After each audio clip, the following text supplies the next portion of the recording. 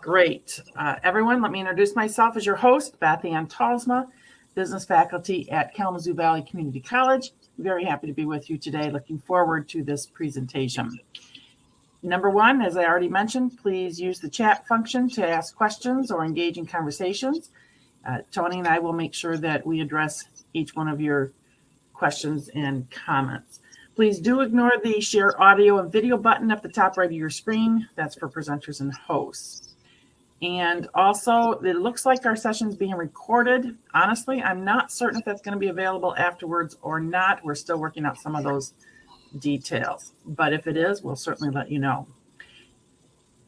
And I also want to encourage you, if you've not yet, please check out our visitors in the expo, our exhibitors in the expo, and support businesses that support us.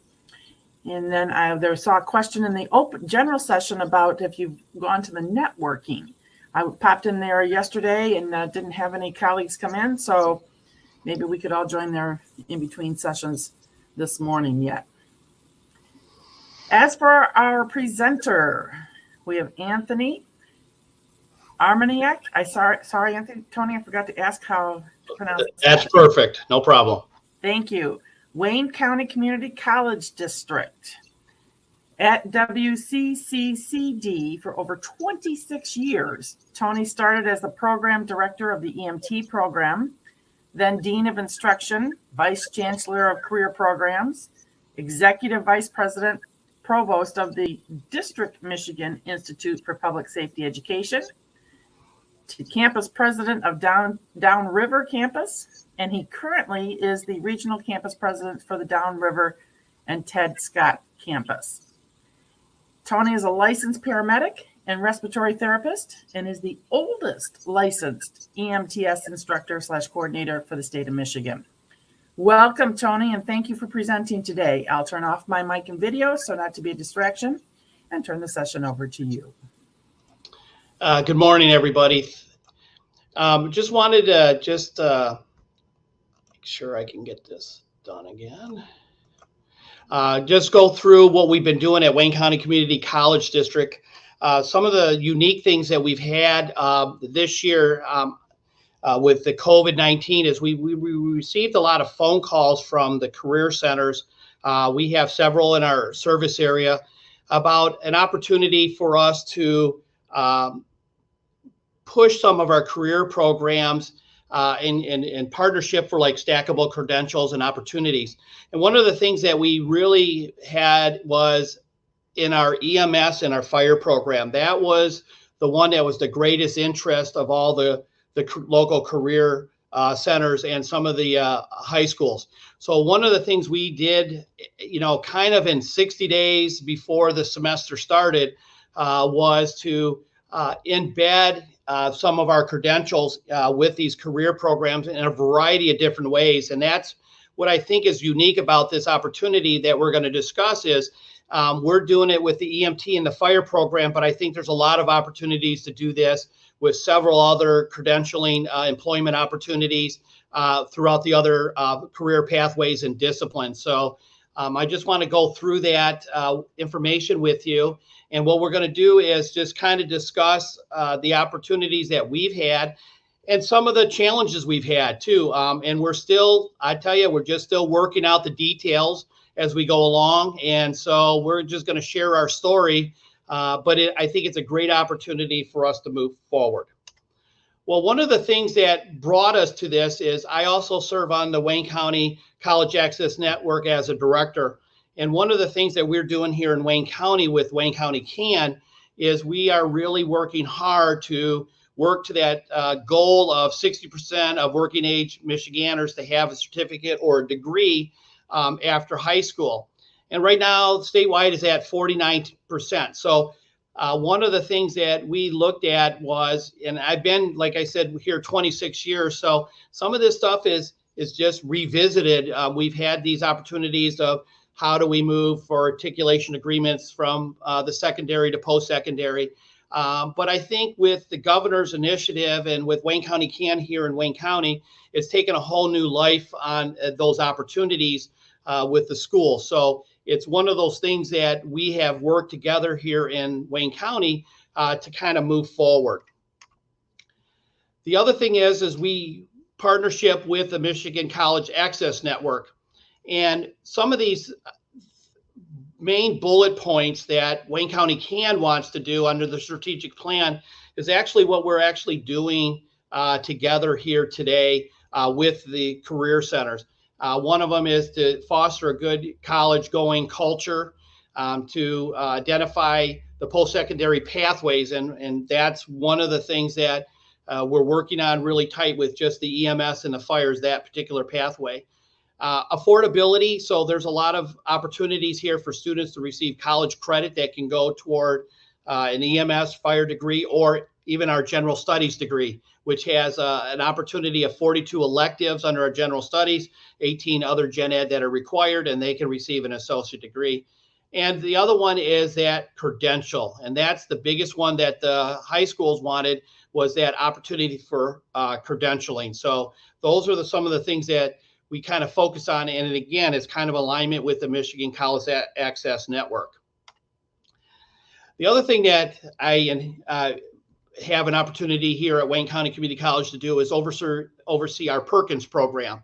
And one of the things that we are really looking at here at the college through our entire career programs is those credentials, those employment credentials, being part of each of our career programs, so that the students, besides getting a college certificate and or an associate degree, that they might also be able to get those employment credentials. And 2P1 is exactly one of those areas that for post-secondary on the core indicators, performance indicators that we have to do. And so again, this is really important for us to, it gives us another opportunity for us to increase those outcomes with our performance of our Perkins core performance indicators. So these are some of the other opportunities that are a benefit to Wayne County Community College as we continue with these partnerships.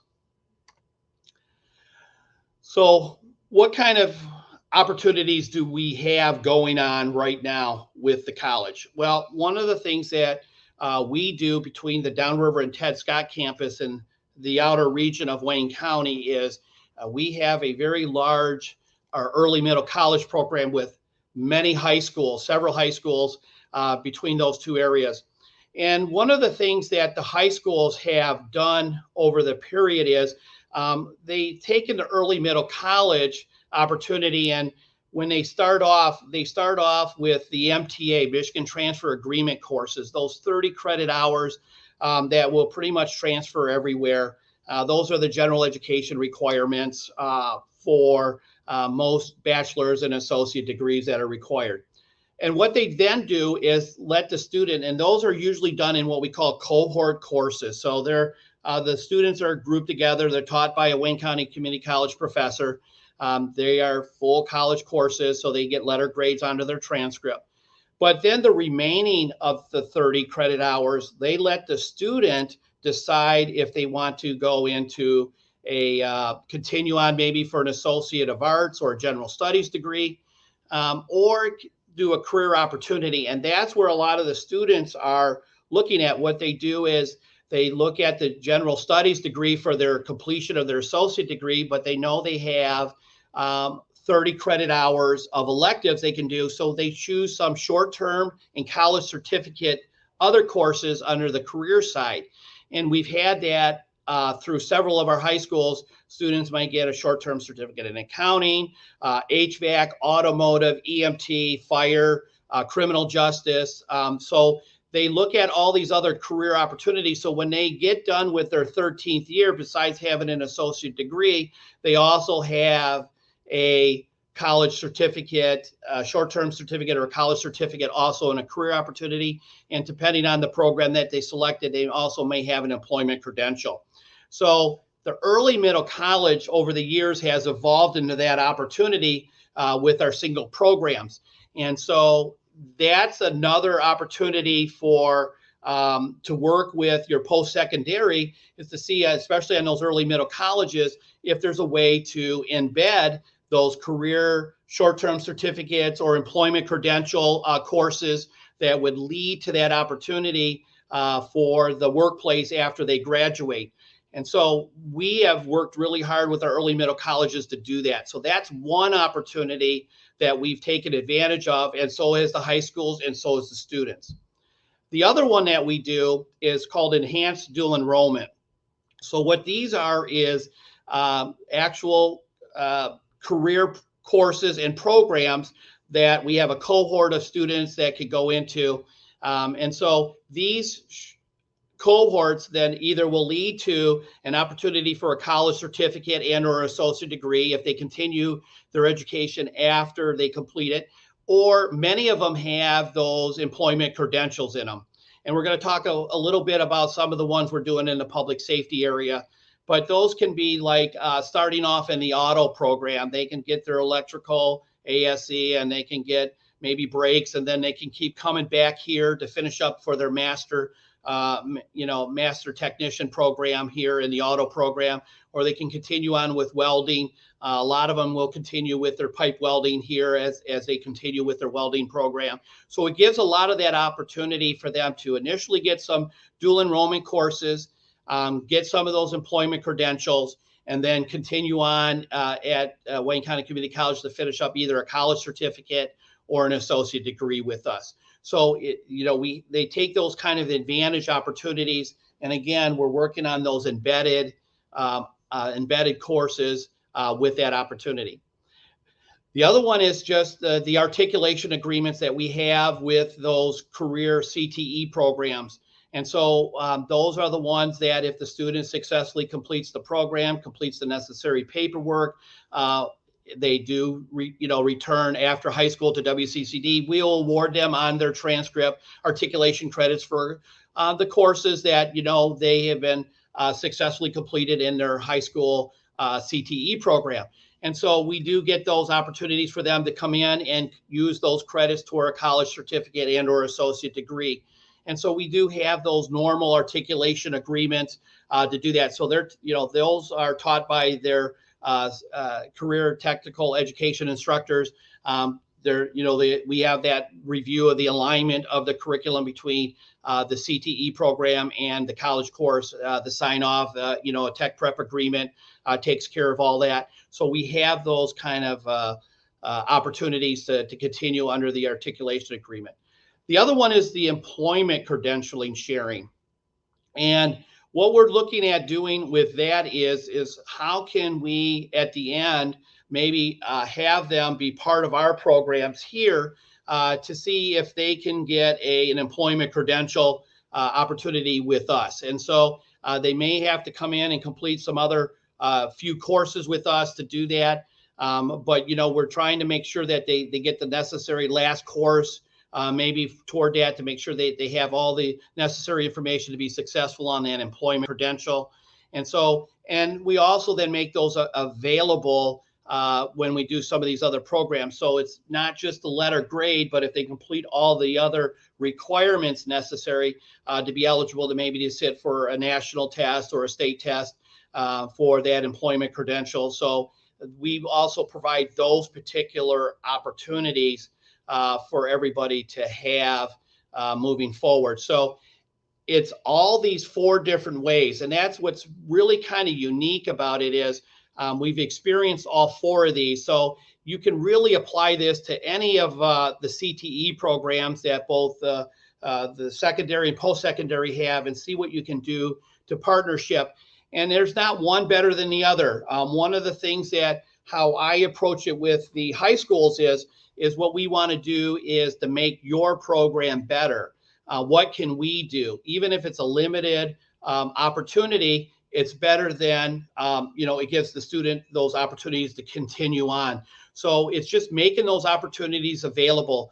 You don't have to have some of the things that we're going to talk about, maybe a larger scale, but we started off with a small scale of opportunities, and they've grown over time. And over the years, they've really have continued to grow.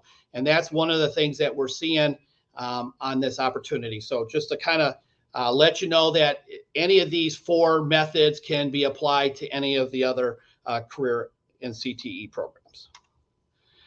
So what have we done for this year? And we're gonna go through these a little bit so that I can just kind of see how they all are a little bit different. So each partner has a special need and how we've accommodate them to do that.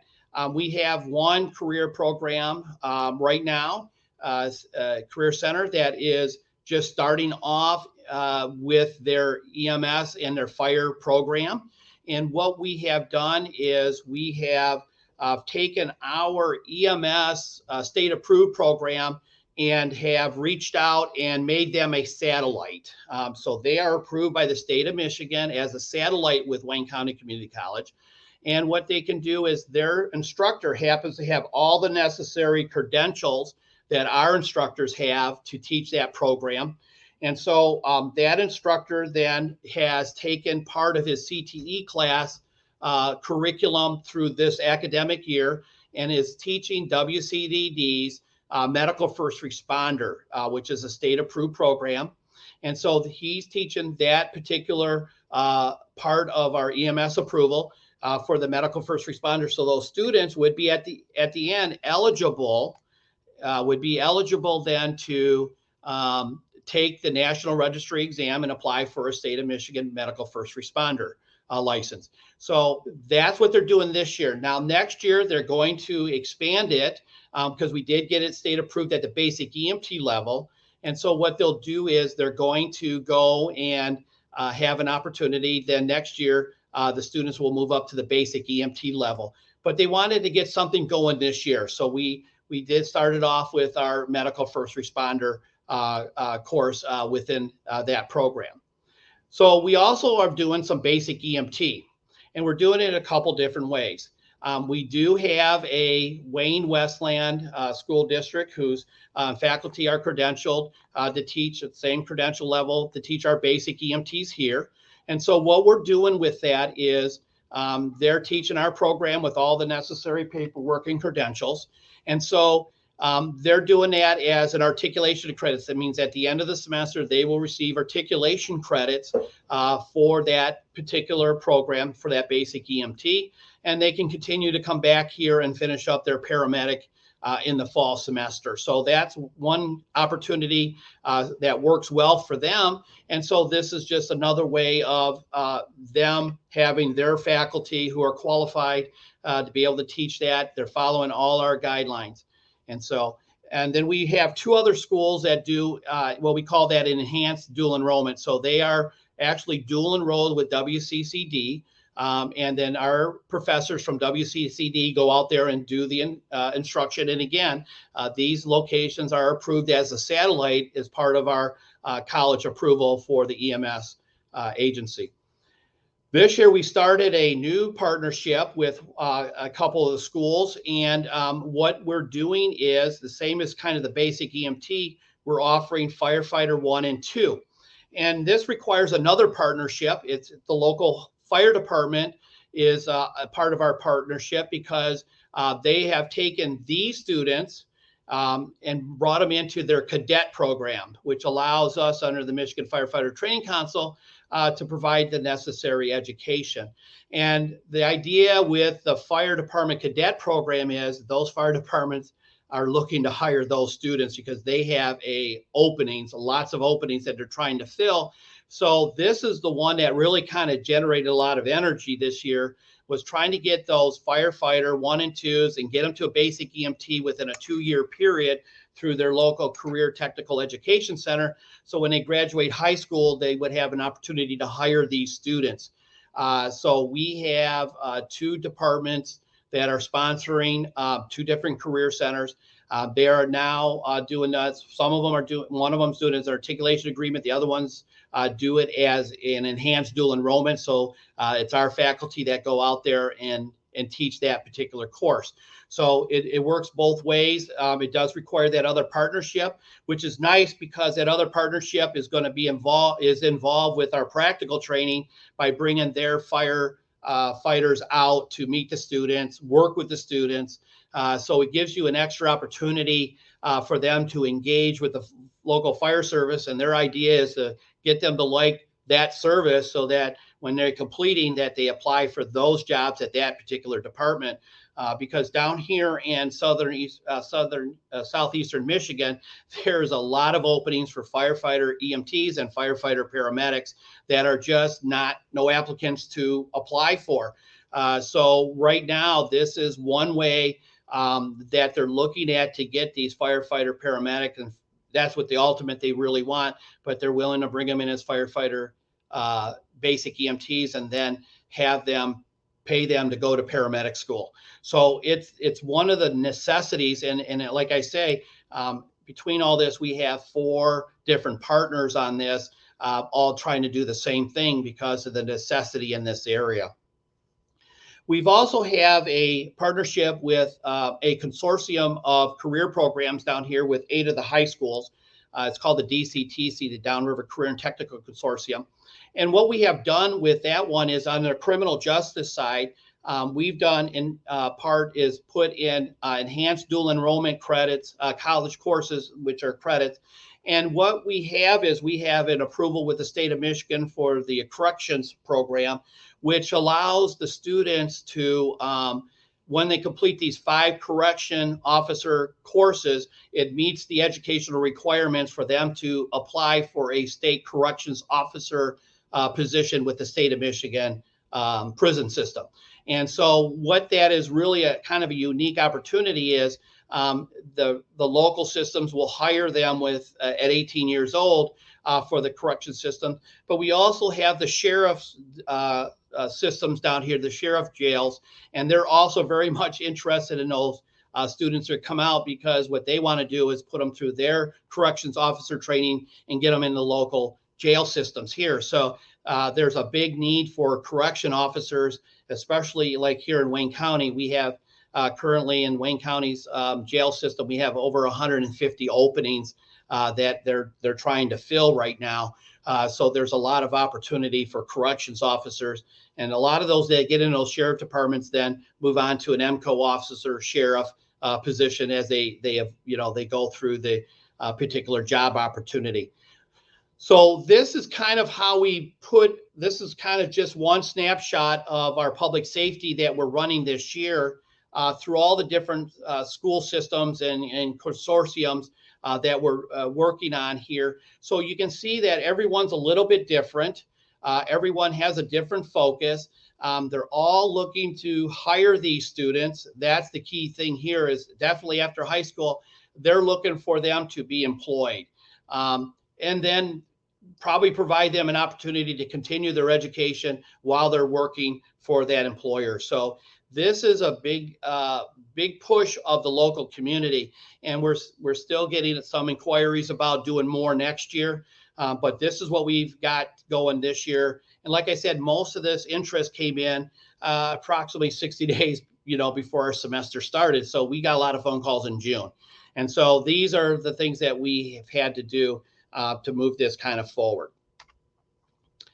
So one of the things that we want to make sure that we have an opportunity to look at here.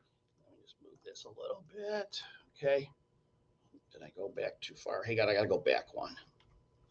Is how many credits and how long does it take? So the medical first responders, like a 1 semester, they get 3 college credits, and they can use those credits for any of our degrees under the elective stuff. The basic EMT is a 1-year program. We give them 9 credits for that.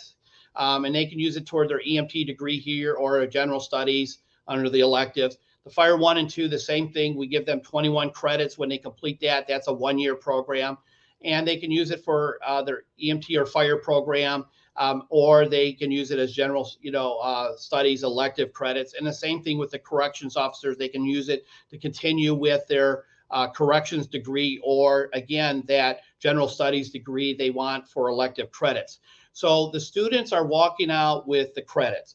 And one of the things that we do here is to make it easier for the students is we do separate the grade performance of the course versus the certificate requirements to be eligible to take the certification exams. And so with high school students over the years, we have learned that some of the students have an interest in fire, but they're not going to finish up all the physical requirements or something. and they still may get a passing grade based on the syllabi, but they don't meet the Michigan Firefighter Training Council's requirements of documentation to be eligible to take the exam. So we separate that so that they can still, with the appropriate grade, receive the college credits.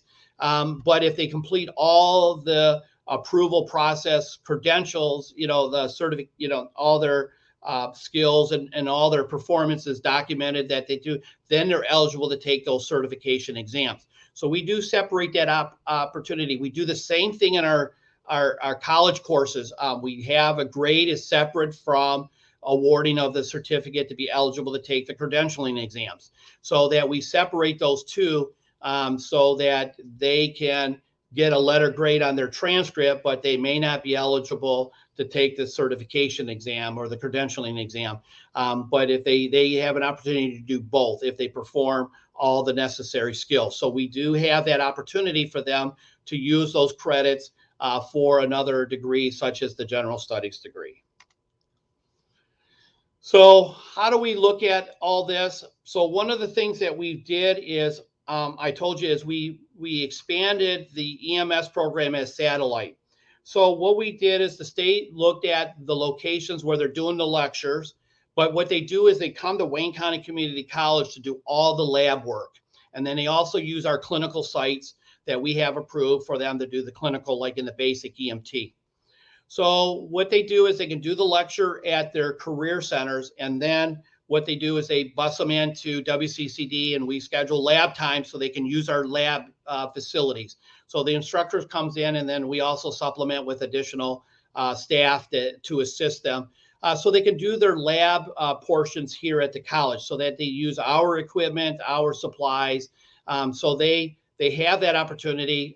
One of the things, we're real fortunate here, we have a training complex in the back at the Downriver campus, a 10-acre facility that has all the fire simulators, and we have all the fire trucks and everything. So we have all the gear and everything to do the practical training for the fire. And then we have a very large space in the campus at Downriver for the EMT lab. So it's a one-stop. We have, space to bring an ambulance in. We have that all stored in here. They have, different sections of that space. Is one for trauma, one for airway, one for cardiac. So we have those opportunities for them to use all our equipment, because we're not always using the lab. So we schedule them in during those lab non-use times that we're doing our course and our programs. And so they get to have that hands-on with the same equipment that our WCD students are using. So it gives an opportunity for us to utilize our lab space a little bit more. And we have the students on campus, which is nice, because when they're done with their basic, they're going to be in the same lab for their paramedic. So they get used to coming here and seeing all that equipment, and they know what their next level is, because the lab is both an EMT and paramedic lab. So they get to see that opportunity. So it's a really good way to promote the college, and they get used to coming on campus on a regular basis. So they get real comfortable with the facility. So that's how we kind of look at it. And then what we try to do is, where can they stack to the next level after graduation? Well, the MFRs this year that are finished up as seniors can come back here in the fall and do basic EMT. The basic EMTs that are finishing up this fall, who are seniors, they can continue on to do paramedic. The Fire 1 and 2s, who may just taken that this year as seniors, then they can come in and take their basic EMT and continue on to their paramedic. And then the correction officers, what they do here is they can continue on with the sheriffs. And we actually have the Wayne County Sheriff's Department Training Division within our Downriver campus, and they're always interested in meeting with our CJS and students so that they can promote them. And they actually do the Sheriff's Correction Officer training within our campus. So it gives them that opportunity. And what we do with the corrections too is the Wayne County Sheriff's does a lot of interaction with those students so that they get comfortable about working with the opportunity to work with the Sheriff Department. So we are looking at both stacking those credentials, but those what we talked about at the part of the 4, those employment credentials. And so you can see that the Sheriff's Correction Officer is one of those employment credentials that they're very much interested, especially when they complete their program. So these are the things that we have embedded and work together with all the partners to get to this point that we're kind of looking at to keep moving these students forward through the public safety system. So one of the things that people ask is what do you need to talk about when you start a partnership discussion? And I thought that was important. We had a lot of lessons learned. We spent a lot of Zoom meetings together talking these things out. This is one that when you're kind of doing it for the first time, you got to spend a lot of time talking. You kind of want to exchange a lot of documents. You want to send your program handbook. You want to send your clinical handbook. You want to send your syllabi. You want to, send the skill sheets. You want to show that what is going to be required of the students before they really engage in this activity. And that's some of the things that we definitely had to go through and making sure that everybody was comfortable with, so they can't say, I didn't know that. And that's the biggest thing you want to try to do is avoid, I didn't know that, or this is going to be a problem now. So one of the things we have done is we kind of did all this stuff. So we definitely did a review of the admission requirements for credentials.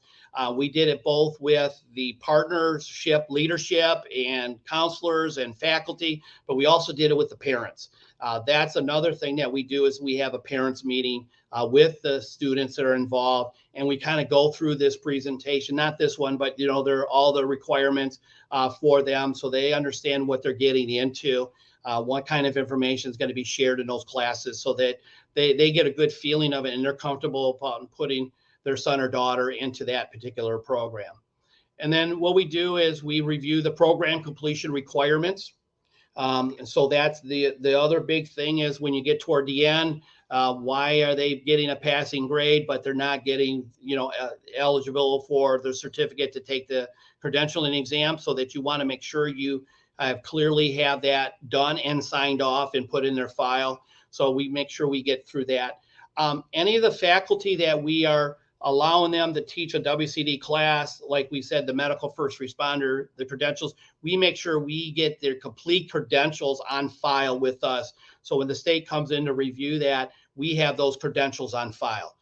So we make sure that they provide us all the necessary licensure renewals and CPR instructor renewals, and all those documents are on file with us to make sure that they have those things. No different than what we do with our WCCD faculty. We maintain those credentials too. So we do the same thing with those that are doing that. We review the clinical sites, let them know that where they may have to travel. Not all the sites are local. They may have to travel some distances, and we have to remind them it's their requirements to get them to and from the clinical site, and the clinical site requirements. And, that means all the health physical forms, all the immunizations, even the COVID-19 vaccinations. We make sure that they all know that they've got to have all that done or they can't go to the clinical site. The background checks, the drug test, all that stuff is put up front so that they absolutely know what is going to be required for them to go to a clinical site for our program. So that's important. We also review the lab spaces and equipment and supplies.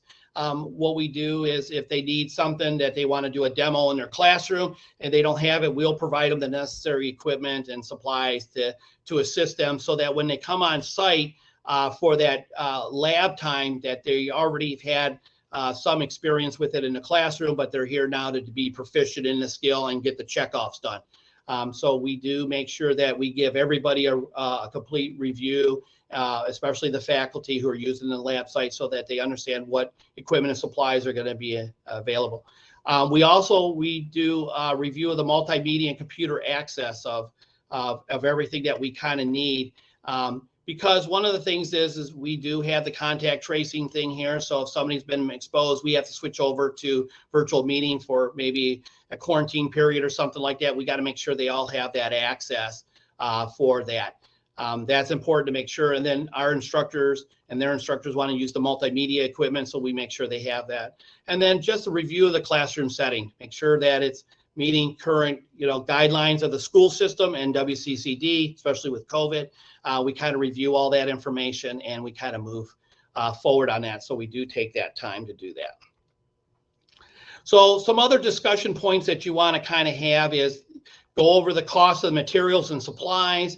if there's any course fees. Transportation is one of the biggest things that we do need to talk about, because when they come to the college, they've got to provide the bus. So we want to make sure that they have that access to get here to and from. We talk about student attendance. We know that performance is based on attendance. They got to be here on time. They got to start on time. They can't leave early, so that they can't miss class.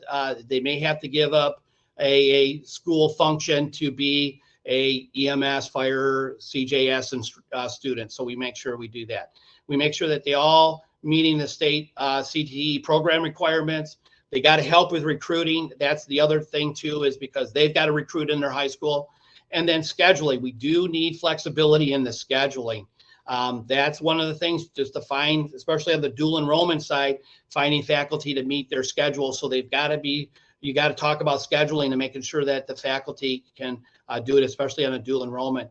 And a commitment to be flexible as things change, and that just to make sure that everybody's going to be flexible moving forward on this, and that if there's any issues or concerns, that they're addressed immediately so they can be immediately resolved. Because one of the things you don't want is have a problem that maybe jeopardizes the program in the future. So you got to have that commitment up front. And then what we do is we schedule regular meetings throughout the semester, just to have, even if it might be only 10 minutes on a Zoom meeting, just to make sure that we're talking about any issues or concerns, even though how small they are, so they don't grow into big issues later. So other considerations and opportunities, you can, one of the things when I talk about other classes is sharing labs. So it might be an opportunity for you and other career programs to maybe have those career courses come in and use your specialty lab. We've done that before. A lot of them need some access to clinical sites. So you may be able to find a partnership that between the secondary and post-secondary, that you can share some clinical sites by, making those arrangements. And then just how can you get those credentials into those CTE programs?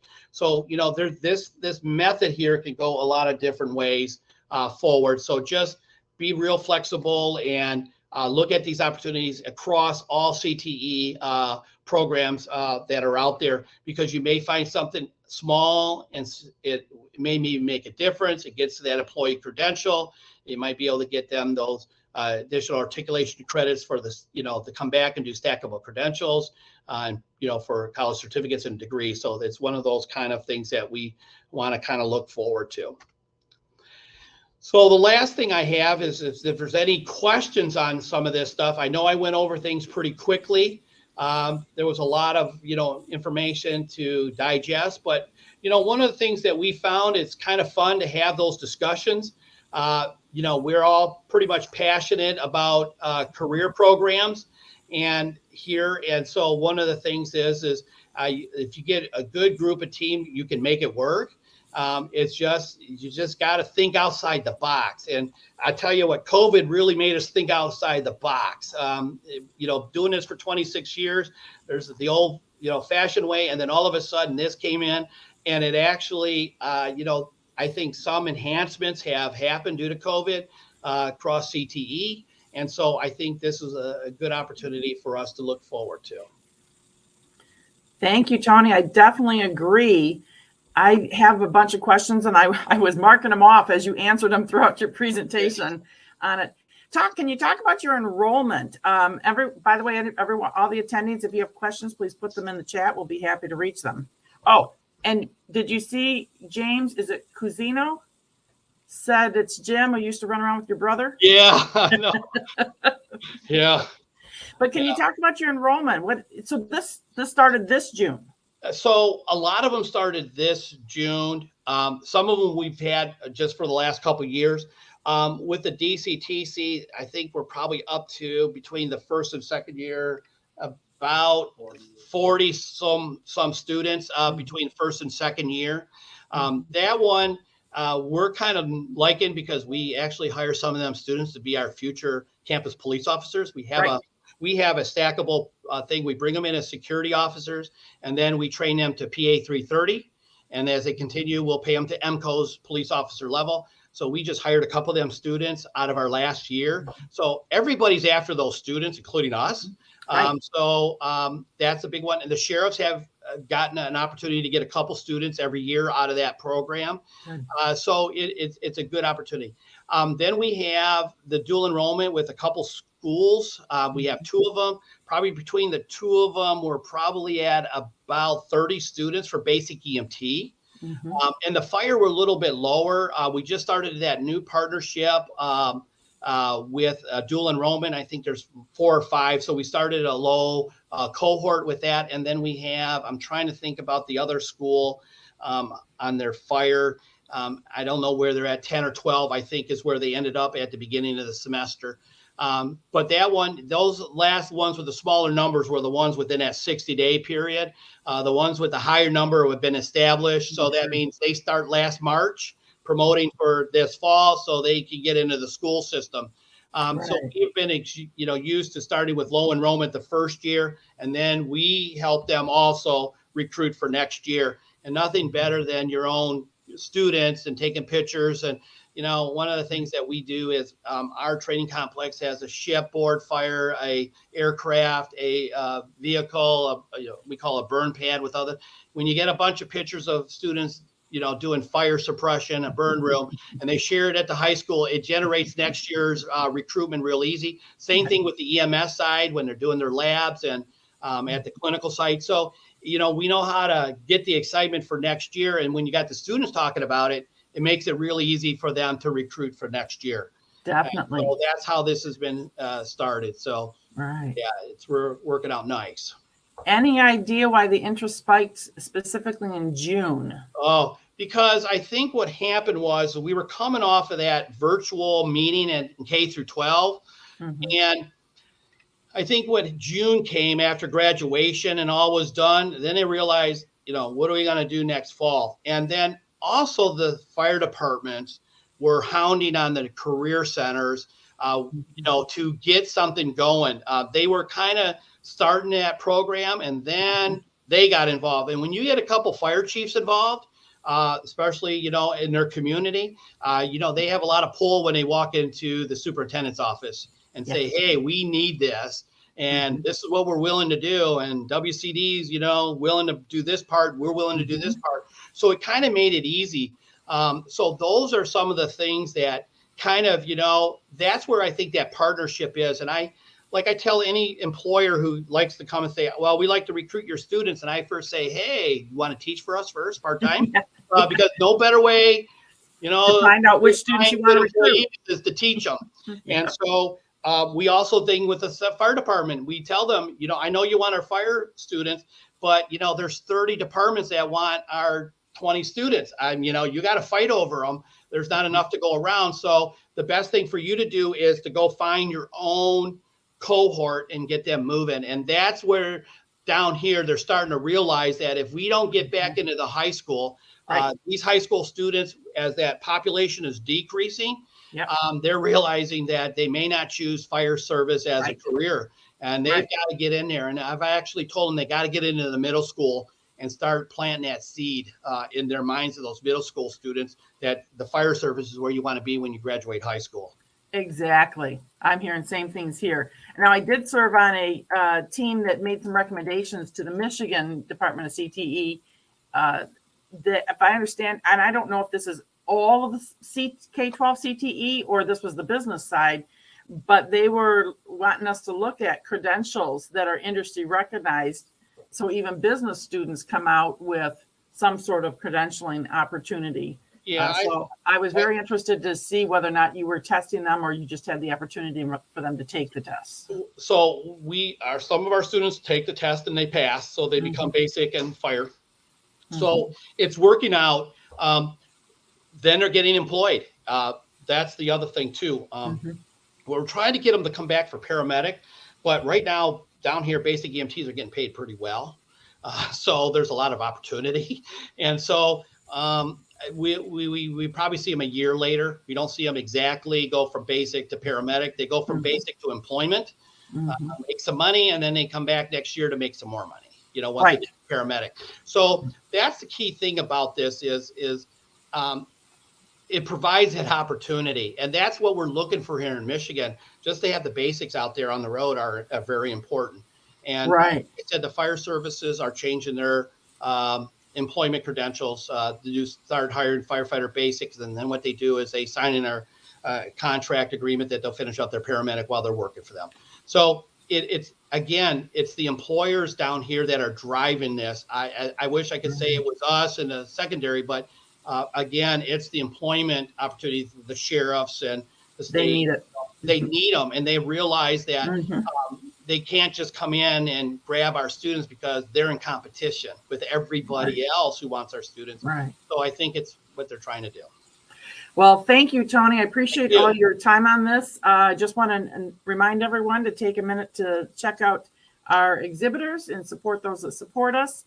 I do have another question for you if you have a minute, but I Yeah, did I want to do. acknowledge that we're at our 11 o'clock hour if everybody needs a break before they start our last session.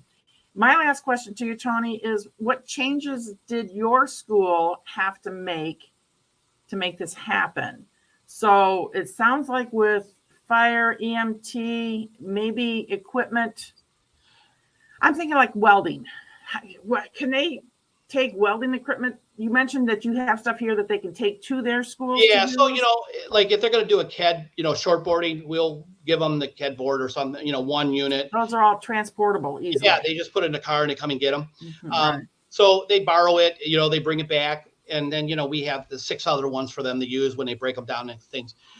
With welding, what we're finding is for the school here is if they are willing to work around our schedule for use of lab, we'll make it available. Okay. That's the difference too. And again, when I talk about scheduling, it's that flexibility. And if they're willing to be flexible with the schedule, we're willing to make that opportunity, and that's what we're doing. And so the K-12 CTE programs may be busing students to your campus. That's the bus. There you go. And down here, bus drivers are hard to find. Yeah. Some of our K through 12 had to stop busing because they couldn't find bus drivers. So that's if I had said what the number one biggest hurdle is, it's that transportation with the bus. Right. Very interesting. Thank you so much for your time. I appreciate all this. I hope everyone else enjoyed this. Looks like we didn't get any questions in the chat, but maybe they'll contact you later or something if they have more. I appreciate all of it. Thank you. Have a good day. You too. Bye-bye. Bye, everyone.